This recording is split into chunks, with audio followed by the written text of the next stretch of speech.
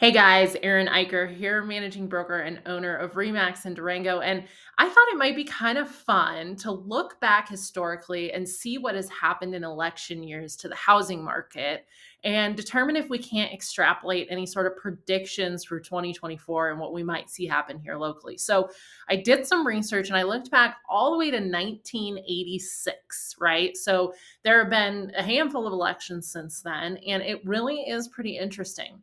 A lot of people will say when they look at the data that housing market has done historically well in election years, but they're taking into consideration data samples that were years when the housing market was impacted by things way outside of the presidential election going on. So here's the data. I think it's really interesting. 2004, home prices went up nationally over 13%, 13.64%. But you'll remember 2004 was actually the very beginning of the housing bubble. So we hadn't quite seen what was going to come. 2004, home prices really started to soar. And for the next 3 years, they appreciated over 10% until 2008, the next election, when home prices dropped 12%, losing nearly all of the appreciation they saw in the previous election year. And of course, 2008 was the year that the housing bubble popped. So things that had nothing to do with the presidential election, more of the economic cycle. If you want to look back at something in more recent history, 2020, of course, presidential election, we all remember prices on homes went up 10.43%. Obviously, a reflection of the COVID boom, inflation, caused by some injection of money into the economy, but up 10%.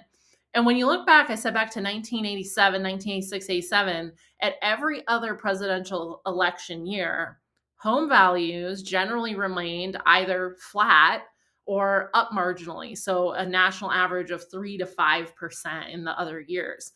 And in the state of Colorado, what we've seen when we've looked at housing values back to 50 years is that on average you can count on home prices to appreciate 5% a year on average. So if you look at a 5-year cycle, and we're kind of headed into the end of one here, 2020 being a big boom, what's it going to look like if we look at 2020 to 2025? And I bet we're going to see a historic average of about 25 to 30%. It might be a little bit on the high end because of the COVID boom. But the last 2 years, we've seen things pretty flat.